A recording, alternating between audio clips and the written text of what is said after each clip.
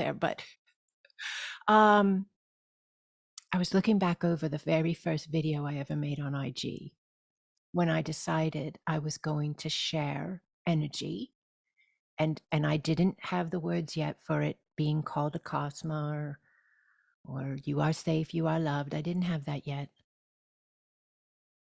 I think I called it a blessing. I don't know. I'd have to go look at it. But I remember filming it. I have my hair up in a bun.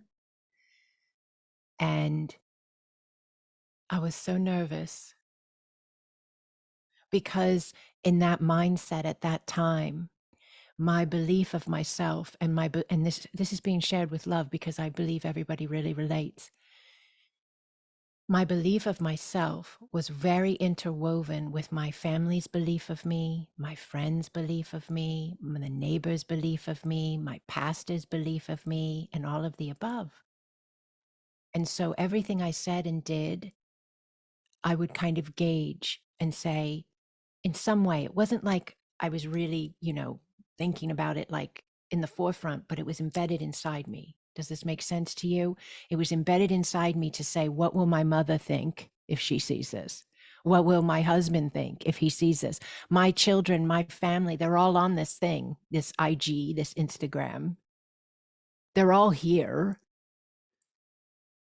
What will they think if this other language comes flying out my mouth that I have no name for? What will they think if my breath is all over the place and I'm making weird hand gestures? Oh, and I had the space, after I went into it, and I decided to jump. But you know why I decided to jump? I move around a little bit here, but please follow. I decided to jump because the other felt so empty. It was nice. There was love there. There was joy. There was goodness and all that. But there was an emptiness as well. It was okay. And in moments it could be amazing, like when I got married or when I had children. There were always these moments that were incredible. But I always knew there was more. There was still even more. And there were spaces that didn't make sense that we weren't talking about. And I'm like, why isn't not anybody talking about this? Why isn't anybody sharing this or allowing this or being this? And there was a whole bunch of stuff going on in the background in my private life with very interesting spaces of connection with higher dimensional beings. I need to write a book. I know I need to write a book.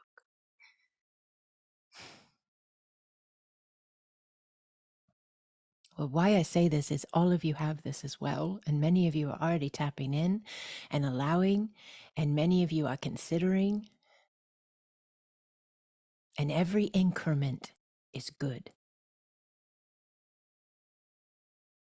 Wherever you're at, if your toe's going in the water or your whole leg or you're under the water and you're enjoying swimming, wherever you're at, every increment is good. And authenticity means to be you your way.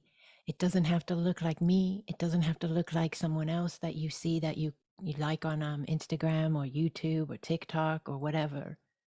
It means just really allowing what feels right to you. Yes, that's authenticity. Why is this a PowerPoint? Because if we are the divine in flow, if we are the divine in form, if we are the divine, yes, in these spaces of ourselves, we are the many, the one within the many. So hear that, please. We are the one, but within the many. Then authenticity allows the one to be seen. The one looks more than this. The one speaks and sounds more than this. The one, the one, the one, the one, the one. I'm pointing to all these glorious people, beings that are here right now in the live. And to you who are watching this via the replay, the one. Your authenticity allows the one to be seen. It allows the one to be heard. And the one is the glorious, yes, flow of sacred love, rising within itself, as it is remembering who it is, as it is exploring its existence within a now, a focal point of space and time, if you will. So authenticity is your power. We've briefly touched on thoughts being powerful, but you understand that. I think most people that find my work, you've heard this, you understand this, how powerful what you think is. And you have, I have, all of us have been told what to think. We have.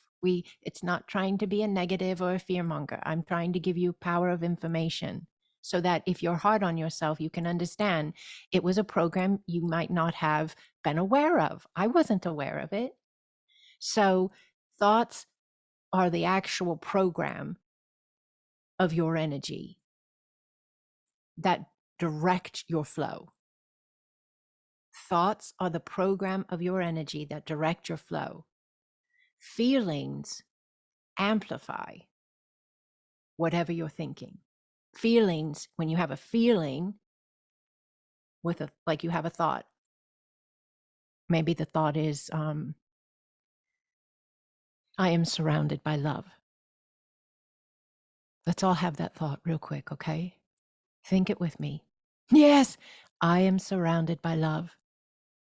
So that right there has initiated a program of your energy to flow in a certain direction.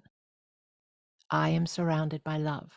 That's what's happened. That's the program right here, the CPU unit, the central processing unit, the computer inside of it, if you will.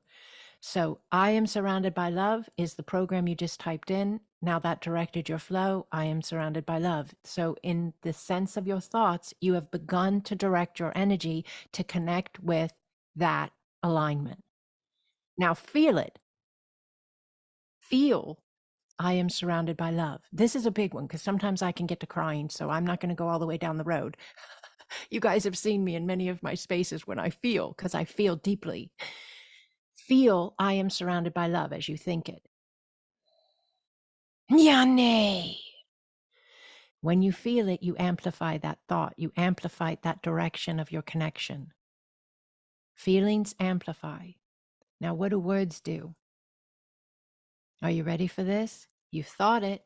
That meant you put the energetic alignment into flow to direct you to it. You felt it. That means you amplified it, what you were directing yourself to. Now, when you start speaking it, now you've made a contract with universe on what you are aligning. You've made a contract. That's your power. That's your power. You get to choose how it is used. You get to choose how it is used.